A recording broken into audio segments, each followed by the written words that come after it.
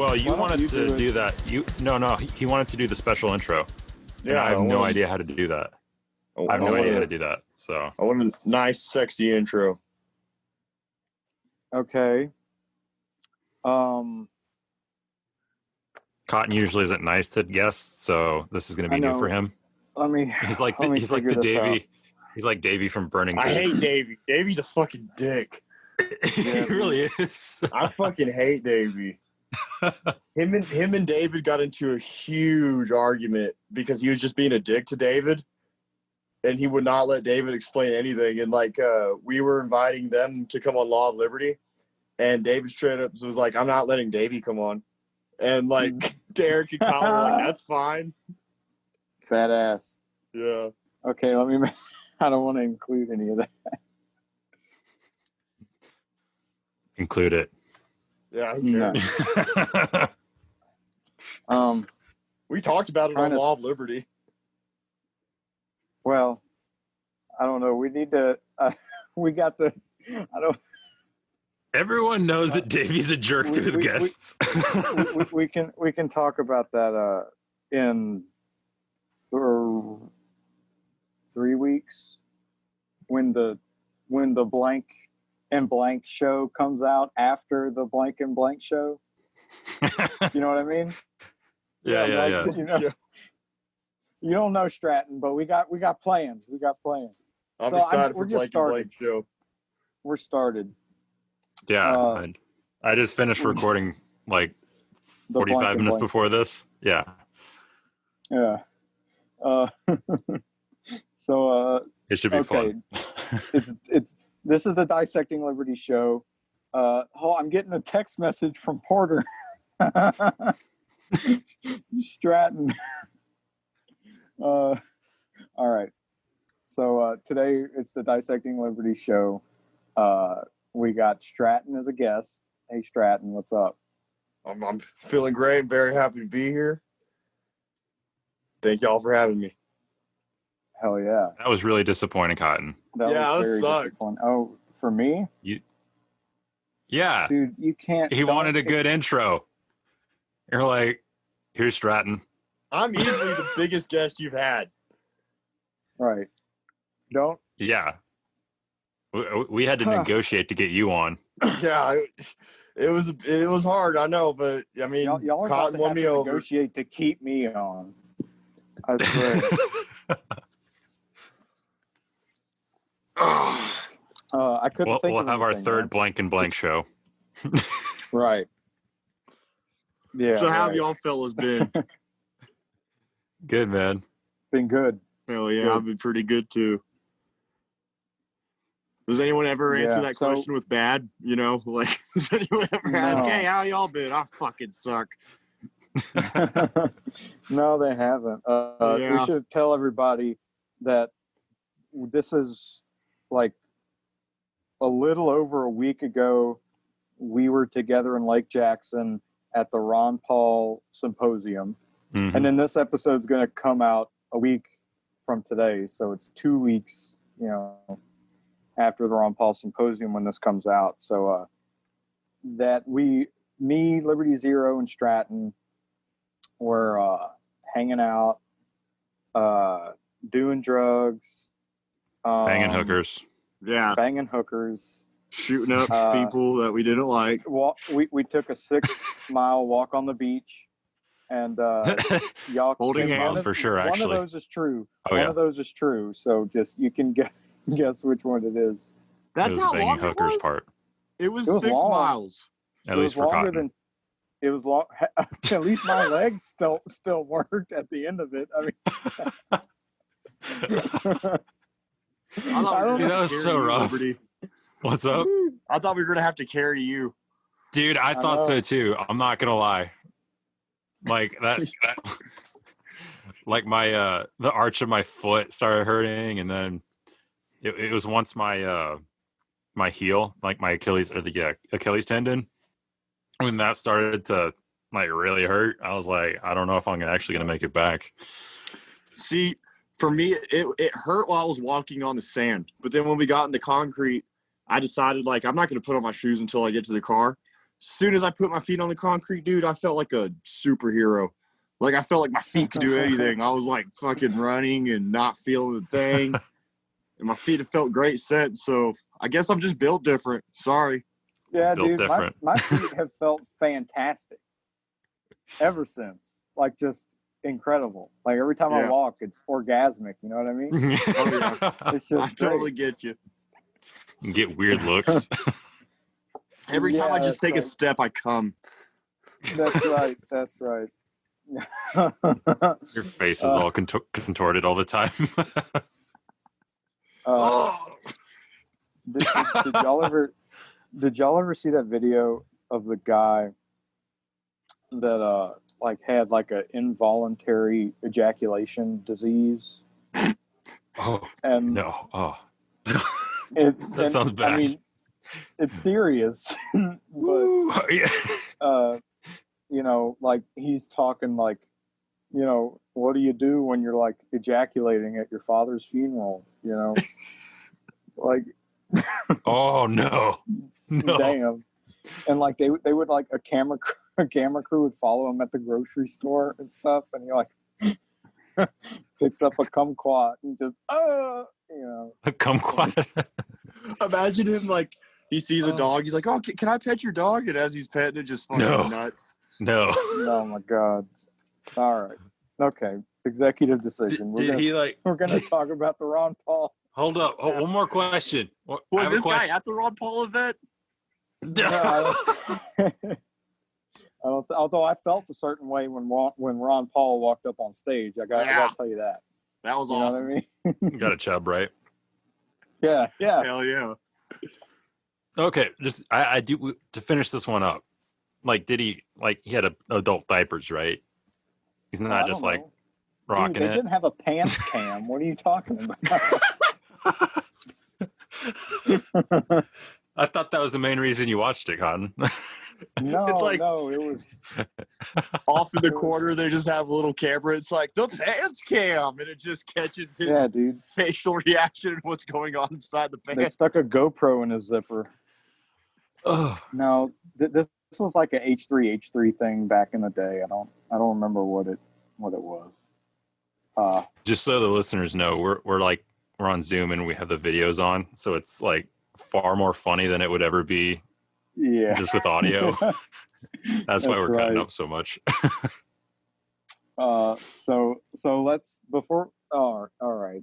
See, the problem is there's some people that don't listen to the entire episode, and so like I always, if the really bad stuff is past a certain point, I'm like, all right, that's cool. You know, we don't have to worry about it. But then now we're like 10 minutes into the episode, we're talking about coming. Let's stretch this out. Let's stretch this out. Let's just never get to the Ron Paul event. Right. More like rub it out. So all right, serious time. What was y'all's guys' favorite talk at the Ron Paul event? One of y'all go first. I don't know. The first person I thought of was Daniel McAdams. I really enjoyed his talk. He talked about, I can't remember what the title of it was, but he was talking about like color revolutions and kind of how this election and like this whole time that we're going through right now is basically like an orchestrated like change in like government, basically. And yeah, so he's always interesting to listen to at these things. My favorite one was the Michael Rechtenwald one about that was a fantastic. That was the best one. Yeah, you're right. You're right. That one blew everything out of the water. I really loved when he went.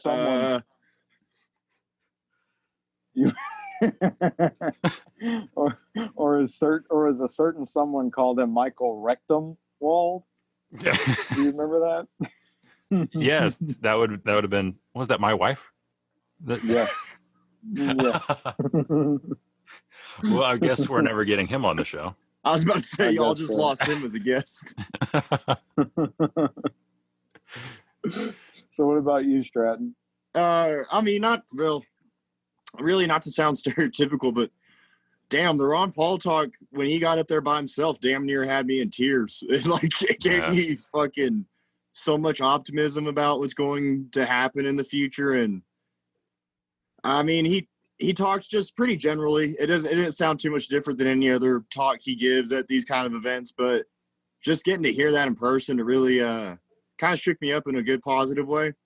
But in the interest of, going away from that, I loved Jeff Deister's talk. That first one, it blew me out of the water, even though like everything he was saying, I already felt like I knew. He was just putting it in such a way. He just has such a damn way with words. Yeah. Yeah. And I think, well, go ahead. well, I got to say, because my girlfriend, she went to the event. She went to last year's event, but she didn't really know much about any of this last year. And this event radicalized her. Like, she's full-on anarchist now. And, like, sitting throughout the event, like, the first Jeff Dice talk, she was like, yeah, fuck democracy. Second one, she was like, yeah, we are going through this Marxist shit. Third one, when Tom Woods is up there, she's like, yeah, I've been saying this. And, like, Liberty Report, Ron Paul's damn near, she was crying, too. So, I'm very thankful for the event and the effect it had on her. But what's up, Cotton? Yeah, like about Jeff Dice. Well, I got a couple things to say, but about Jeff Dice, like I think he's really underrated. Like, because I find at least where most places where Jeff Dice talks, he's always the opening speaker because it's a Mises event, and naturally he'd be the opening guy. But then, like, you also have, like, heavy hitters like Walter Block or Tom Woods or, at not so much now, but Lou Rockwell or Ron Paul or, any of these other, people, or even, like Per Byland, or Judge Knapp, I mean, like, real big names. But then Jeff Dice always opens it up, and I always love his speeches. Like, I think whenever I hear his stuff, he always gets overshadowed by someone. Like, I think for this thing, it was Tom Woods, because Tom Woods has been doing these COVID talks, and he's been getting a lot of attention for them. But, like, Jeff Dice, I love his speeches. Every single one I've heard. Like, I've thought that they were on par with, like, Tom Woods' speeches, but they just don't get the attention. So I think that's cool. And I also think it's really cool, Stratton, that your girlfriend got radicalized there. Yeah. That's cool. And I got to say, how much do you think, like, the after party did that? Like, our walk and then the party at that beach house? I wouldn't say the walk or the after party had so much of an effect on her. The one thing, actually, I would say the after party definitely did, because she was just having conversations with everyone. And like I'll say this, like, we met Buck from Deaf to Tyrants, great guy. He hosted the party. Moral Bob, I can't remember his podcast name right now, but we met them. And Conversations about freedom. Yeah. Anyways, yeah, that definitely had an effect on her, because just being there, it made her realize, like, oh, I'm not so alone in this world, and these people are a lot like me. There's no reason for me to really be intimidated, because at one point, a lot of the guys that have girlfriends or wives, they were talking about how they don't ever bring them to these things because they're intimidated. So they're kind of proud of her for going, because she didn't feel like she was in my shadow, and that made me feel good. So it was more the event that radicalized her, and then the after party made her feel comfortable. It made her realize that she doesn't really need to worry about her place in this liberty movement. That's awesome. Interesting, and that's something I want to talk to both y'all about, because I think I mentioned it to both of y'all at the time, but, like, it's true with, and I mentioned it to a bunch of people at that after party, because, like, it was true at Mises U, and it was true here, that the event itself was cool and it was fun. Like, it was cool to see Ron Paul. I've never, been in a room with him. I've never gotten a picture with him. So that was cool. But my favorite part of all this stuff is always afterwards, just hanging out And I was when I was at the after party, Jacob needs to thank me because I was really advertising Childerberg. Yeah, you but were. like I was telling people like, man, Childerberg is like this, but without the event. But it's like 3 days of just hanging out and like drinking beer and just chatting, And Yeah. I love that stuff. Like that's 90% of it for me, because I don't like. I was telling you, Stratton, at the time. I don't know if you remember. Like, I'm not super good with crowds and all the formalities of like an event like that. Like, it's weird to me, and I don't really know how to approach people. Like, but like the after party, I was, that's where I really shine, kind of in those informal situations. And that's a thing that like I've been thinking about, because I think part of the problem with our community is it's too formal, it's too logical or hierarchical in a sense, and I think that the more informal kind of haphazard stuff is cool. And I think that for a certain amount of people that aren't necessarily in our movement, like your girlfriend, I think that things like Childerberg or that after party or the stuff we would do like at the end of the day at Mises U, just kind of hanging out. Like, I think that for a large amount of people where the intellectual academic stuff isn't necessarily their main draw, I think that kind of informal haphazard meetings really are invaluable. I mean, yeah, actually, I fully agree, because as much as I love all these books and I love all those cool lectures, it's hard to get people to buy into this kind of stuff through that, because the average person isn't going to sit down and read a book. The average person isn't going to listen to a lecture, and who can blame them? So I do agree with you fully there. Like, my favorite memories at Mises U are after, other than having lunch with all the professors, because those were awesome. But after every day we wrapped up at the Institute, going back to the hotel and just having beers in the hotel room and shooting the shit about anything. Yeah, I mean, I definitely agree with you there, because a lot more networking happens at those after party events. And from that networking, there's friendships built. There's, I think, more things that help the liberty movement come out of those after parties than they do the, symposiums. So yeah, I totally agree with you there. What do you think, Zero? Yeah, I was gonna say that, like, especially with Childerberg, my wife, like, really, like, all the discussions we had at Childerberg, like, I think that really helped her. Listening to the speeches and all that at this Ron Paul event, like, they're not really her thing. Like, I think she enjoyed it to a point, but yeah, it's stuff like Childerberg and, like, listening to people talk there in a more informal setting where you're getting to know them and, like, forming friendships and stuff like that. Like, I think that did more for her than like a Ron Paul event or something like that would ever do. You know what I mean? Yeah. So I definitely agree with you there that like that's where to meet people. Yeah. Well, unless there was something else y'all wanted to talk about the Ron Paul event, I guess we can talk about something else. Well, I want to ask. I want to ask y'all. Did y'all when y'all went up and took a photo with him? Did y'all say anything to him? No. What about you, Liberty? My wife said something to him. What'd she say? Like I said, well, it's kind of a funny story. She during one of the speeches, she had gone to get a drink, and like the drinks were near the back of the room, and Ron Paul was sitting back there. They're like up until the end, and she spilled, like, I forget, like some coffee or orange juice on the floor, like right in front of Ron Paul. And she was like, she came like to the table where I was sitting. She's like, I just spilled the drink in front of Ron Paul. And just like kind of freaking out a little bit. And I'm like, bro, And but then uh she ended up going back and like cleaning it up. And then yeah, when we went to take the photo, like she's like, yeah, I couldn't believe that I'd spilled that in front of you. And he told her, it's like, yeah, I was just surprised you came back to clean it up. I remember when I took the picture, I was just standing next to him, and the photographer said, "Get closer to Ron."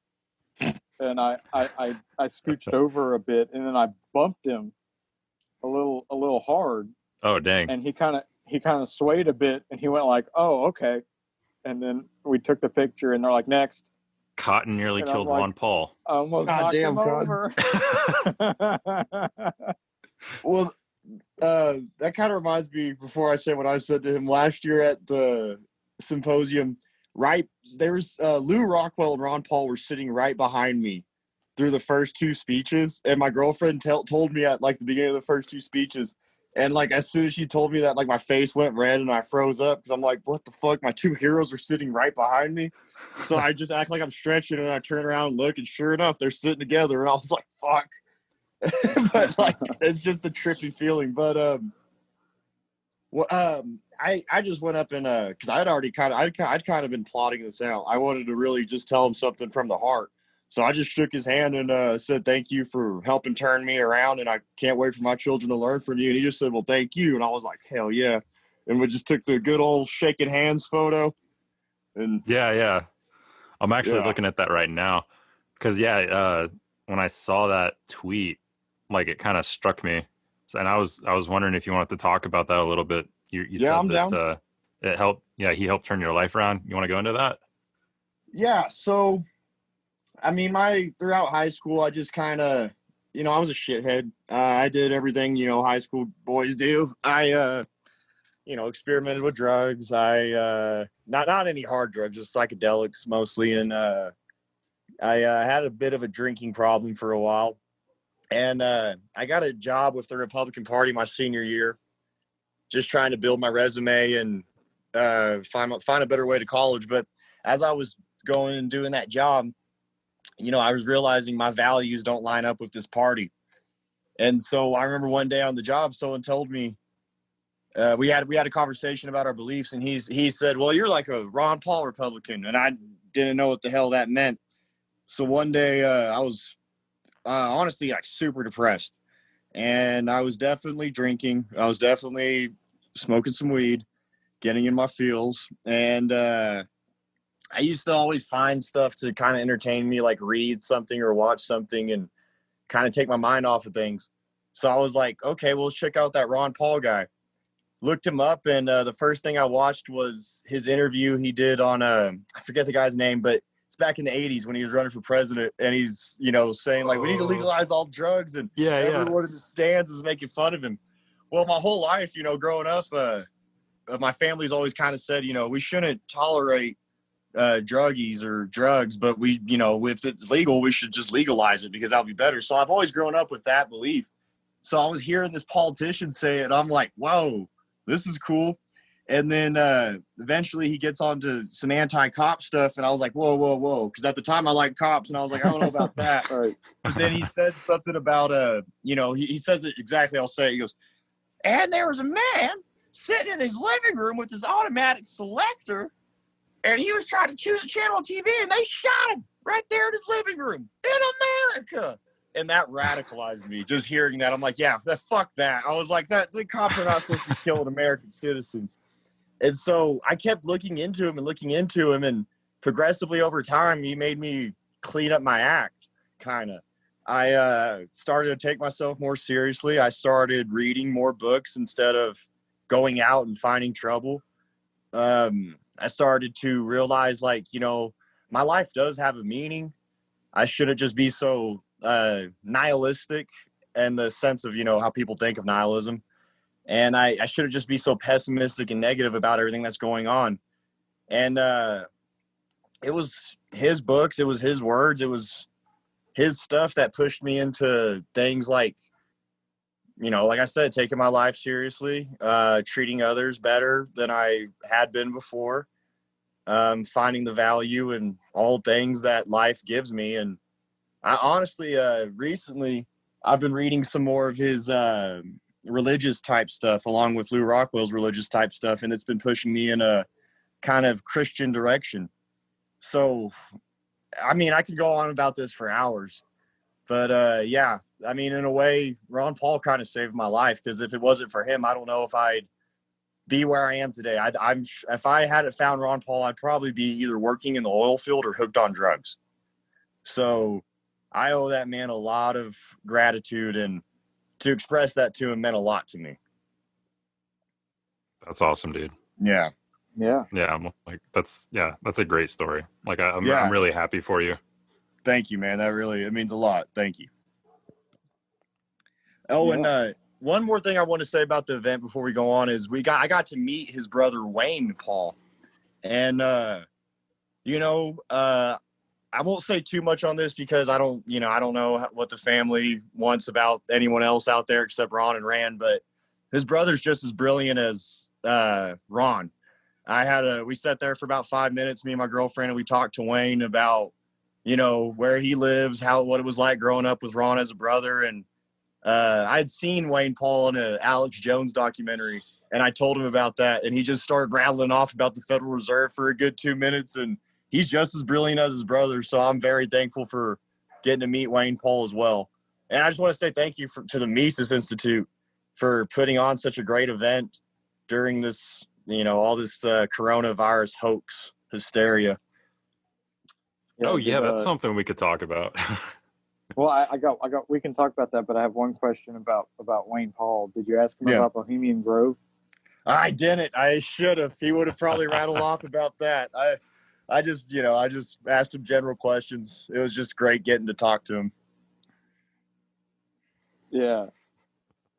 So, about the COVID stuff. What do y'all think about that? Because I didn't see one person wearing a mask, and that's awesome.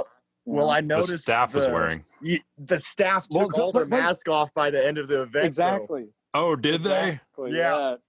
Oh, I noticed some of them. Yeah, that's right. I forgot about that. That's awesome. That was baller as fuck. I bet if you could review the security cam tapes, it was immediately after Tom Wood's speech. Yep. I would bet. Yeah, Tom Woods, for the people that don't know, he got up and just absolutely eviscerated all the COVID, the COVID's gonna kill us all arguments, and just awesome. Especially the mask stuff. Yeah. But yeah, he just got up there showing graph after graph, and he was really funny about it. It's available on YouTube. And I think he published it as a podcast. Oh, did he? So I don't think Rechtenwald's lecture's been uploaded. And since we've already brought it up, we may as well talk about that. Well, wait. Let me mention that the talk we're talking about is episode 1775 of the Tom Wood Show. Dope. So the Rechtenwald thing isn't a. I don't know what 1776 was about. It's an interview with Angela McArdle from the Libertarian Party. Oh, that's gay. Yeah, I know. I was hoping. Why for a waste it? Episode. What a waste! I know. I was hoping for a history episode. Oh no! It is up. The Rechtenwald is it is up. Angela McArdle, isn't that the guy or the lady that handed crowdfunded government's ass to him? What are you in the debate? About? I'm not sure. I just know that she's the head of the Los Angeles County LP. Dude, California can't have Southern California can't have a LP. I know, that's what I thought too. That's kind of that's stupid. That's like Nazi capitalist, kind of oh, okay, right. Yeah, and three of them Bernie Sanders fans. 3 of them meet in the basement while Antifa roams the streets. Right. Did y'all see that Kurt, the libertarian thing, and his official leader of the libertarian movement and whatever? And he put what's the guy's name? Oh, the New Yorker that ran for governor. Larry Sharp. Larry Sharp against Dave Smith. And some chick, she follows me. I don't know who she is. but she some chick from LA. She's an LA Congress candidate for LP, whatever. I mean, some bullshit.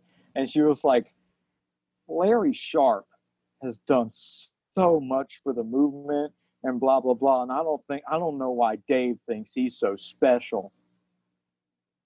And I think I retweeted it and I was like, who's Larry Sharp again? Yeah. Larry Sharp was cool when I was getting into the libertarian movement, and then I slowly realized how fucking boring he is. Yeah. Did you ever listen to the Burning Boots they had with Judge Gray and Larry Sharp? No. It's dumb as hell. I feel so bad for Derek, Davey, and Kyle. It's so bad. I mean, it sucks because Judge Gray is like full of shit, and then he leaves early, or maybe he leaves like 40 minutes, and they had said, all right, for 40 minutes we'll talk.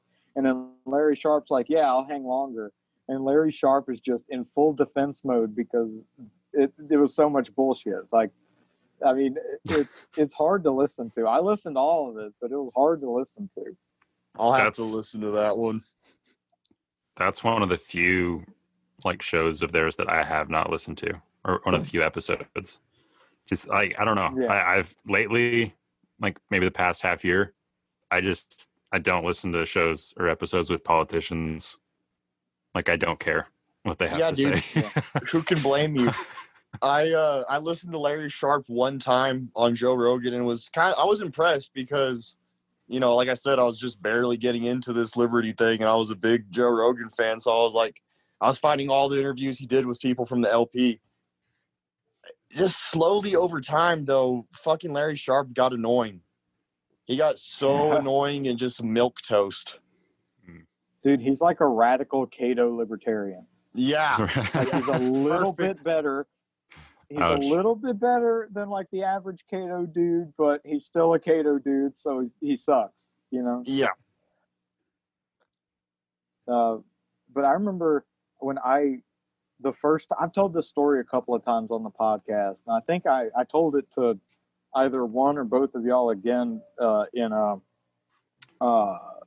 Lake Jackson, but like I remember my buddy got me into all of this by bringing me to the Libertarian Caucus, the Mises Caucus thing in New Orleans in 2018, I think. And I remember like I didn't know who any of these people were, but we walk in and Scott Horton's talking.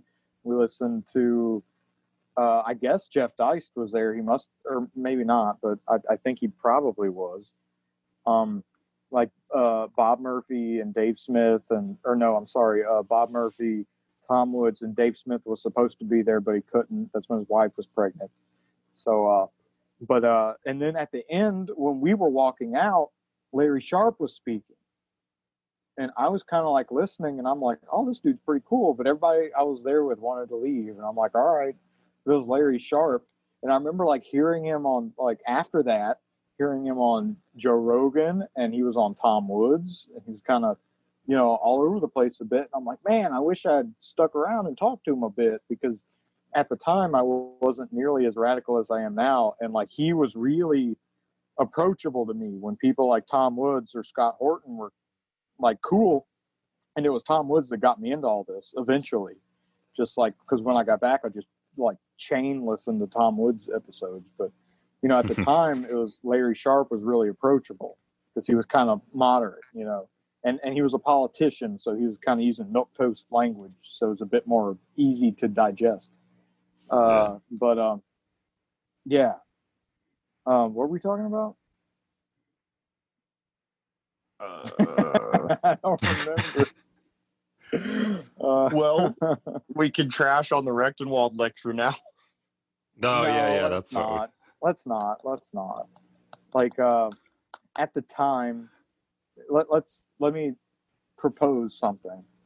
Let me sum up our objections, and if y'all both agree, then let's move on. Because he's a smart dude. I like him, and I don't. I do like him. I like him a lot.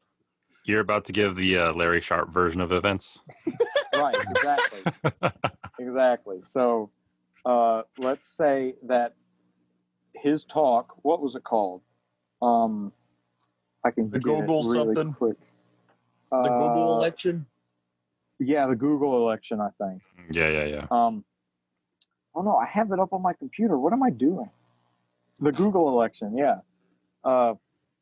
So this is what I think both of y'all said at the time was we think that it was an essay and he just read the essay and he didn't necessarily plan it to be a presentation of oral presentation. And so it kind of was a bit odd. Do y'all both agree with that?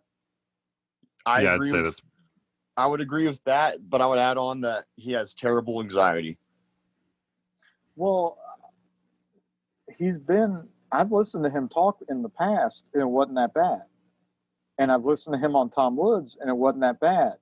So, like, I think Stratty sat with him. Yeah, I sat with him. And it was bad. I don't know. I don't I'll leave want it to hate at on that. the guy too much. No, I don't want to hate rip on him too too. much. You could cut this. I like him, but it was I don't want to edit. Oh, you're gonna have to edit on the on the show On the I just front recorded. end? Oh, well. Okay. It's not too bad. It's not too bad. He just said a couple N-words. Right. That's that how we happen. do on the DL show. Right. We are a hard R podcast. Oh God. I don't know about that. Hard R as in resplendently intelligent. No, resplendently intelligent. We're gonna go with that.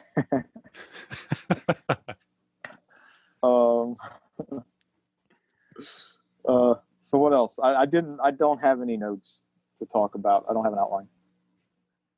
Liberty, you got anything? Or else I'll propose something. I think I had something, but then my wife texted me, and so I'm looking at that. I don't have anything right now. Yeah. Oh my gosh. Yeah. Whammon strike again.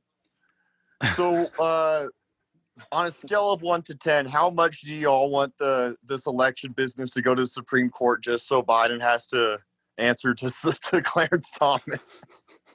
10. Oh, that would be amazing. Yeah. That's the best case scenario for this. I want that so bad, dude.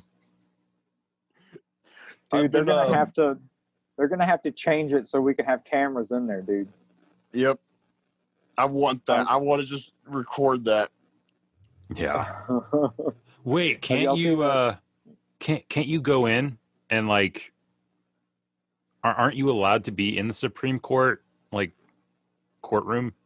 I believe you are. But it's press. If it happens, we should make a trip. Yeah, we'll just say we're with Dissecting Liberty. Yeah. Right. Yeah. That name gets us in anywhere. Yeah.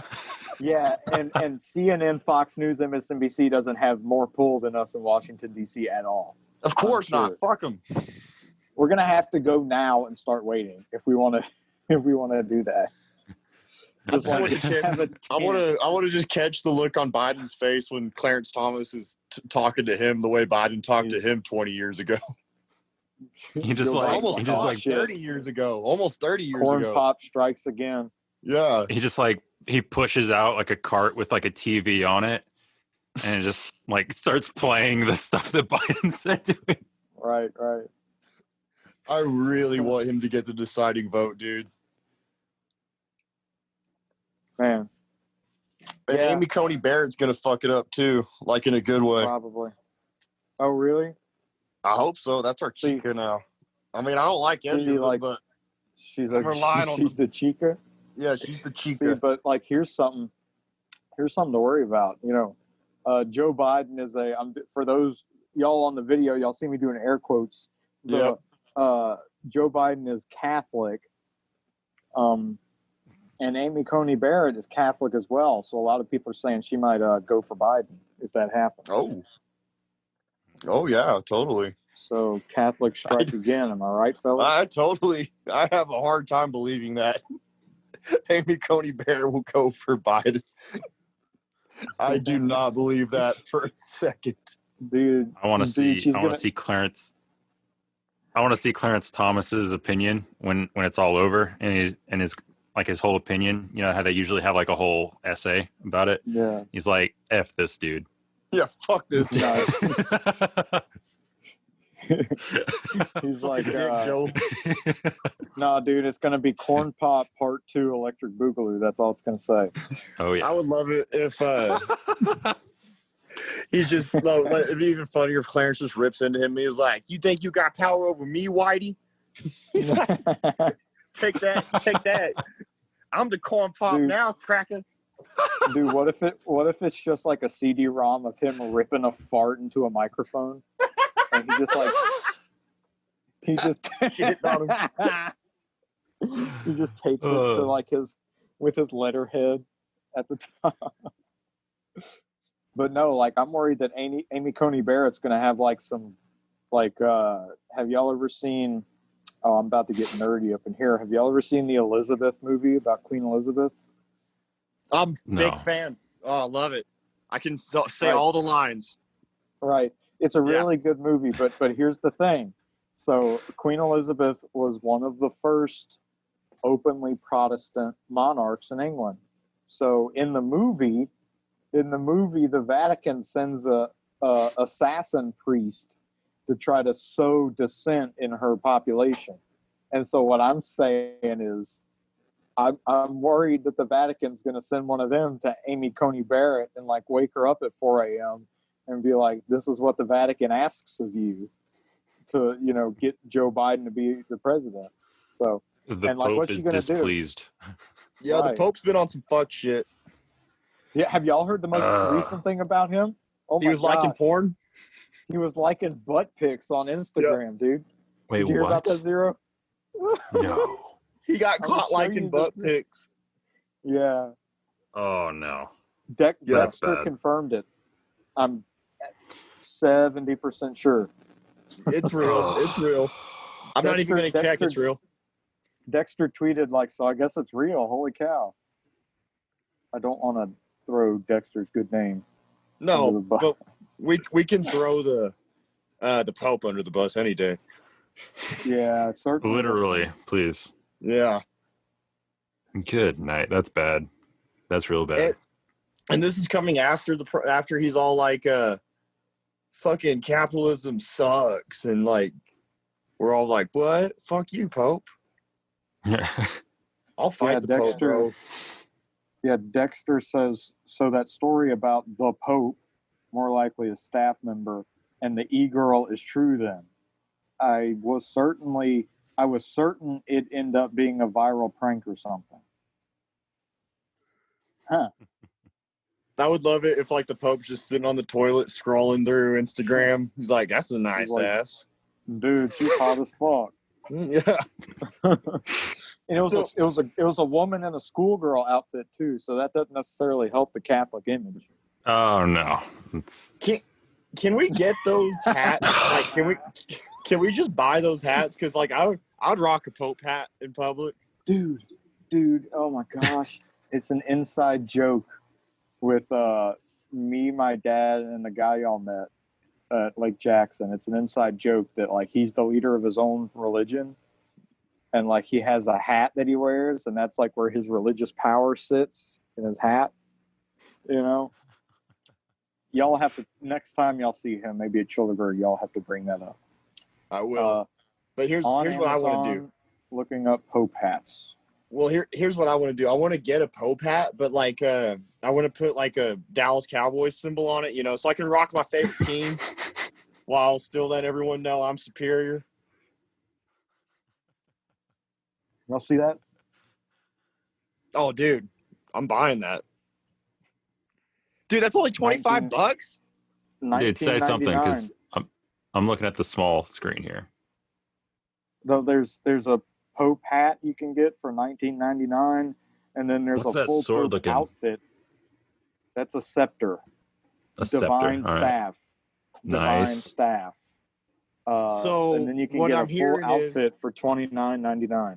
So what I'm hearing is we're gonna pull up to Lake Jackson next year, all of us wearing that. bro. Well, see, now here's dude. the thing. Yeah, Well, feeling it. I got an idea. Okay, me and Agora Brewing, who was on episode a week ago. I don't know if he remembers this, but we talked about a plan, right? Stratton, you don't know this, but at the last Childerberg, I showed up with a tinfoil cowboy hat. Oh. So me and Agora Brewing, and I'm making another one, a nice one for next year. So me and Agora Brewing, we're talking about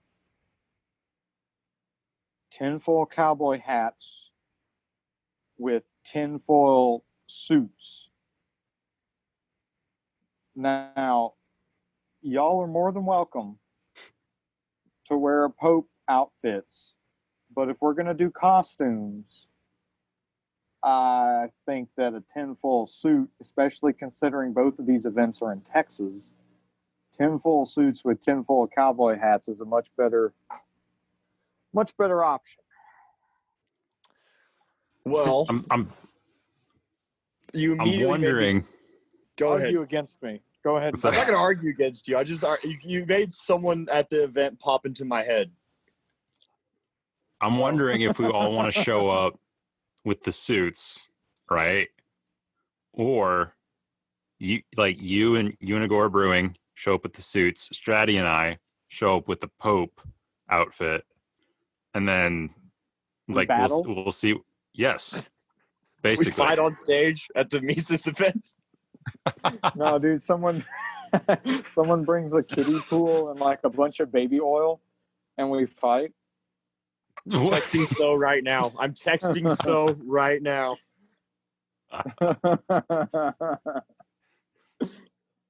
No, baby oil's not good for the tinfoil, for the T-foil suit, so I ain't down.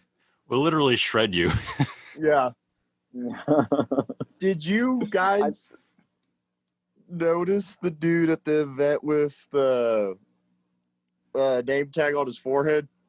Yeah. No. What the fuck was up with that guy? I don't know.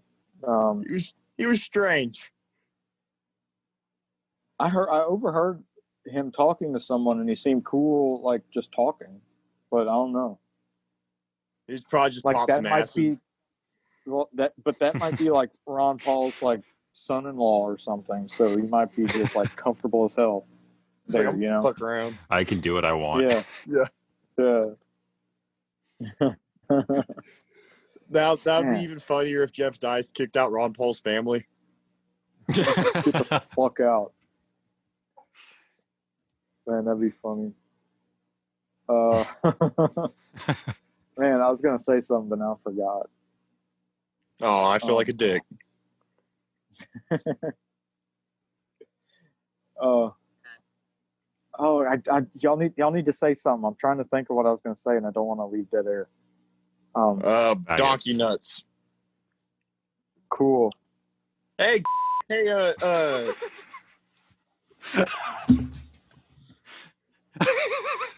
I'm making him go back and edit that. I almost, Please my don't. bad. Please don't. No, not you, Stratton. Not you, Stratton. Oh. So, Liberty, do you like any sports? Because I could talk about sports for a while. Dude, when I lived overseas, like I got huge into football and like fantasy and all that. Y'all talk about that real quick. I'm gonna use the bathroom. Okay. All right, cool, man. I know when I'm leaving, so I'm gonna be listening to this over. You do that. Ready for the hard R? Just drop like 10 of them. So, how'd you get into football overseas, though? So, what was it? I think my uncle. Yeah, you know what? That's what it was. My uncle invited me to play like an online fantasy football, like in a league with him. And so I'm like, okay, cool, I'll do that. And for the first year, I really didn't know what was going on.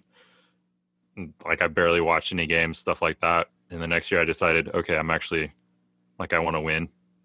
And so then I started watching like I really got into it. And the thing was, I was like 7 hours, what was it? Yeah, 7 hours ahead. Right. So like if I want to watch like a Monday night game or like a Sunday night game, I'm like up at like 2 a.m. watching this, right? And it was like so hard. But where were you? I was say that? Yeah, I was in Slovenia.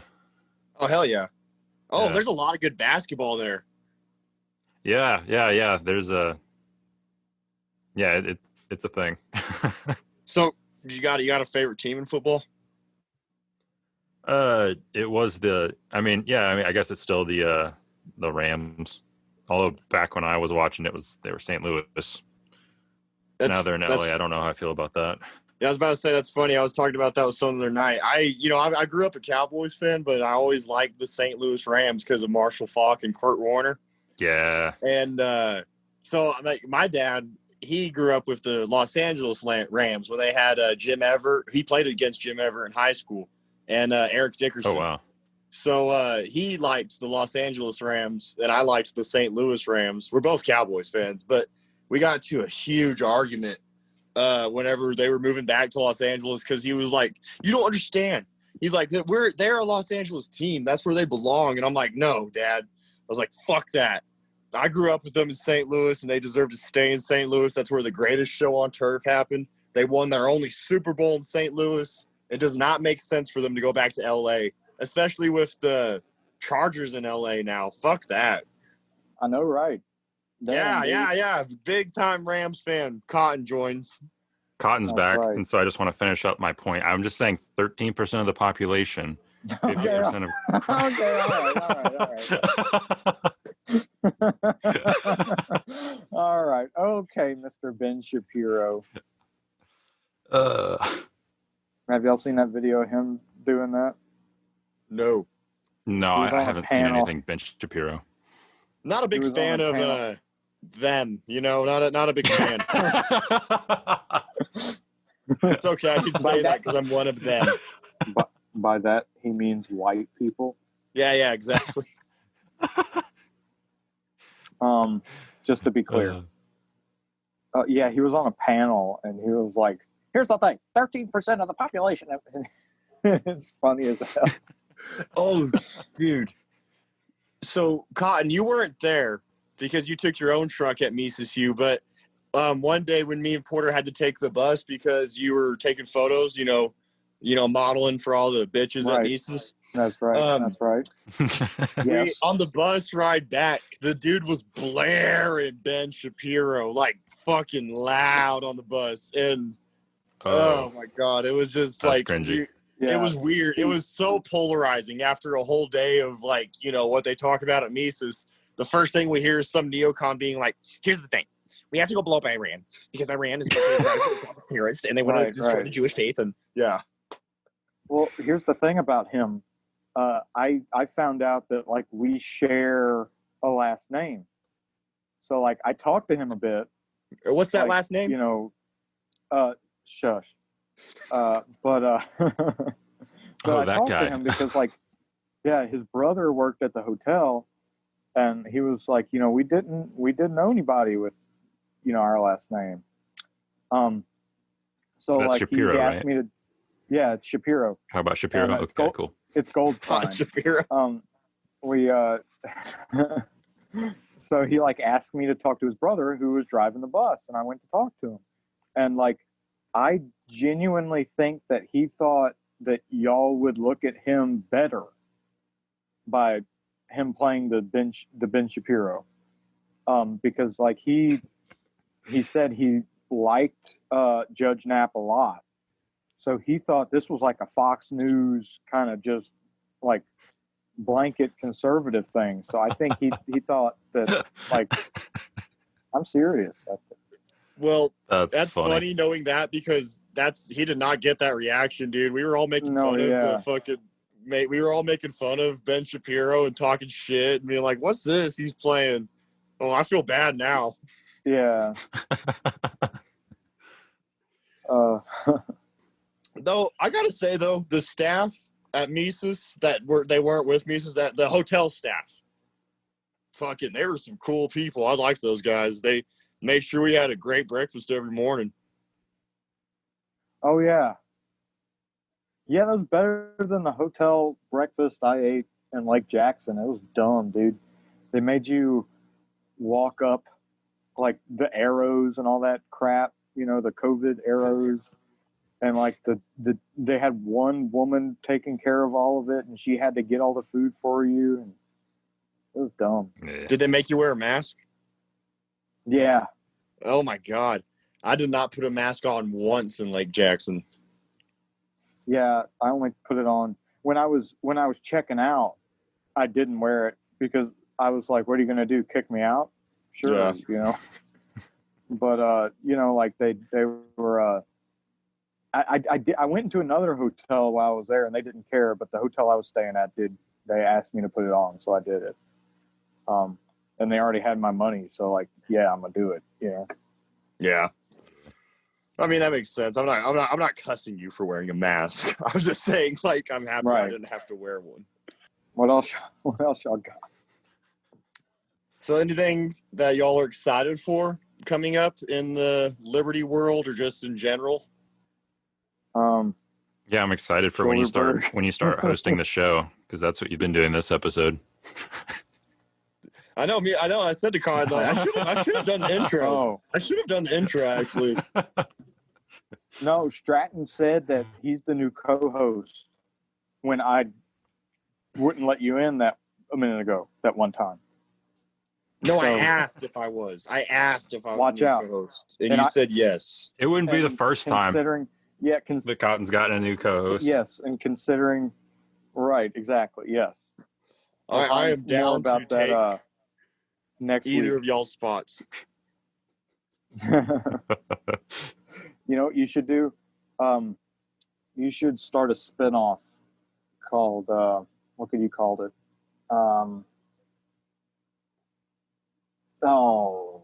Splitting Spin off of Liberty what? or something. Our show? Yeah, Oh, yeah. okay. Yeah. And it's just him, and he's like, "Hey, I'm Cotton and Zero and blah blah blah."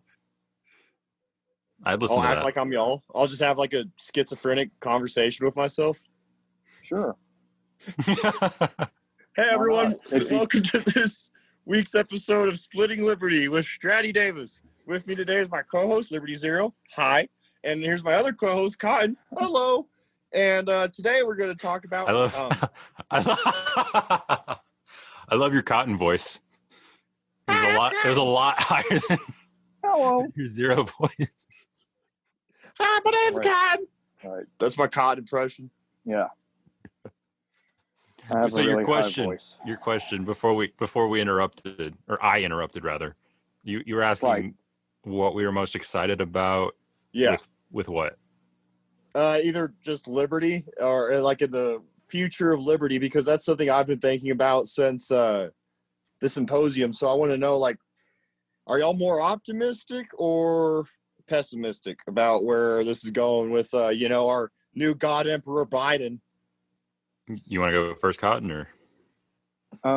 Yeah, I'll go first. I'm kind of pessimistic by nature. So I'm not incredibly pleased.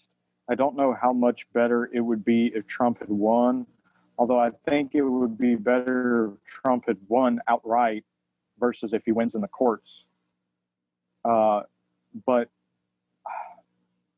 I don't know. I worry, like, let's say Trump wins in the courts. I think it's not going to be very pleasant for our friends in the larger cities. Although, people have been telling them to get out for quite a long time. But I still worry about them. And by that, I mean people we know. Yeah. And the other thing is, like, let's say that Trump wins through the court. It's not going to be good in certain pockets of the country. Like, it's going to be really bad. Let's say Biden wins then it's going to be really bad in the entire country. So I don't think. I think now it's kind of a lesser of two evils thing. I don't know. I'm not incredibly hopeful for at least the short term. And then the long term, I can't even begin to predict, because like you got all this great reset stuff going on and the COVID stuff. And like, I know around me, I see more and more people wearing masks, and that's not very hopeful. Yeah. So like if they do another lockdown, I don't think my community would resist. So I don't know.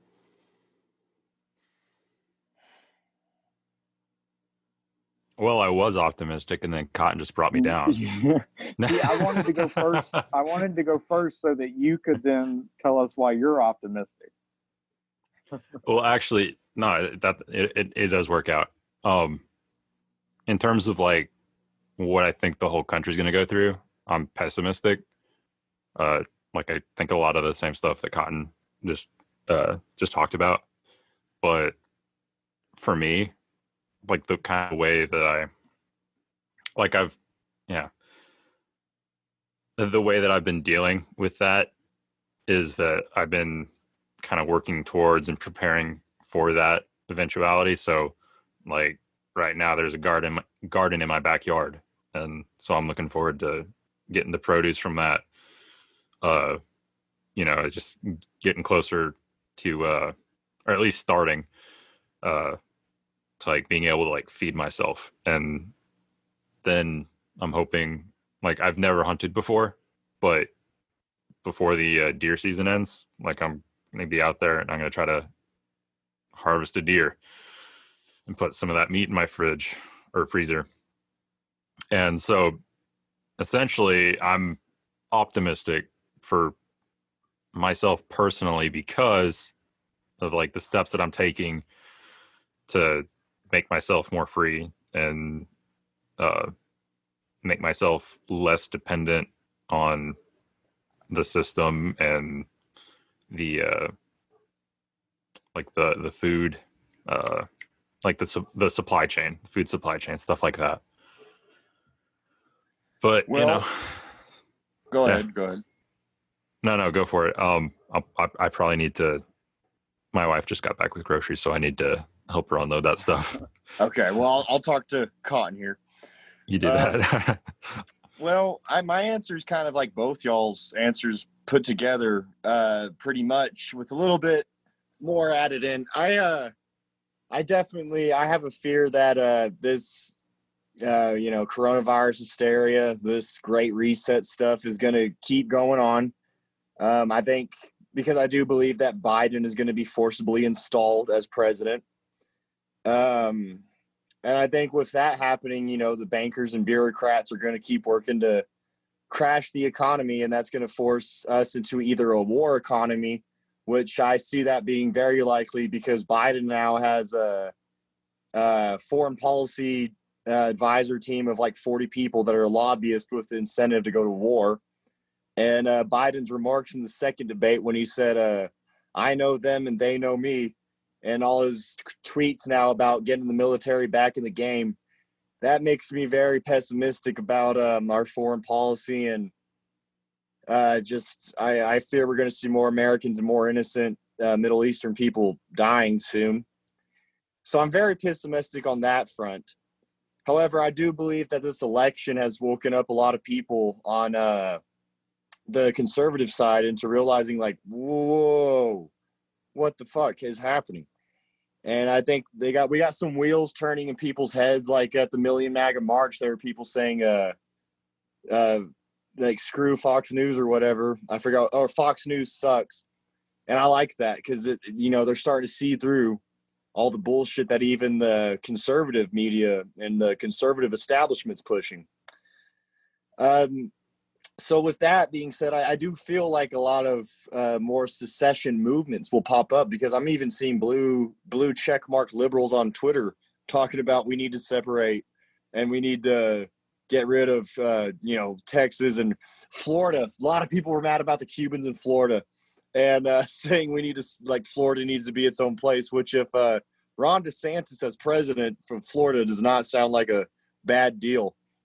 So I'm pessimistic on the front of, I think things are going to get worse in general for America. I think we're inching closer towards the fall of Western civilization, the death of the West, as Pat Buchanan calls it. I'm optimistic, like with what Liberty said. I think more individuals are going to take the route like he was talking about. Myself personally, I'm looking to take that route as well. And I hope we see politics become more local. I'm really hoping for that because I want to see localities start to take things into their own hands, which I know you said your community, you don't see them resisting. My community, however, I do see us resisting. And our governor just is instituting a lockdown tomorrow. And it's the same 2-week lockdown we had at the beginning of this, which means people are going to lose more jobs. And people are going to struggle throughout the holidays. I think that's going to wake a lot of people up. I really do. Because they're going to see my little community is going to resist like we did the first time. I hope more communities throughout New Mexico resist as well, just throughout America. So it's a toss-up for me. I want to remain optimistic because I feel like if I'm pessimistic, it will just kind of keep my head in the sand. Whereas if I'm optimistic, at least I'm looking more towards, well, what can I do? So I'll go. I feel safe in saying I'm optimistic. Totally. Damn, Cool. I just got back when you just finished your whole opinion about that. Well, it was a very good measured synthesis of what we both said, basically. And I think it was a good closer to the episode. Yeah. So, Stratton, why don't you go ahead and give your plugs and where people can find you? So you can follow me on Twitter at StrattyD. Follow me on Instagram at StrattyShrugged. You can read my most recent article. It's on the Libertarian Party Mises Caucus's website. It's called Coronavirus is Killing the American Soul. Listen to Insurrection Inc. Listen to Law of Liberty. Those are both podcasts that I'm a host of. That's about it. All right. Liberty Zero, you want to outro us out? Yeah. I'm Liberty Zero, reminding you to zero your rifle. And I'm Cotton Arcus, reminding you to pick cotton voluntarily.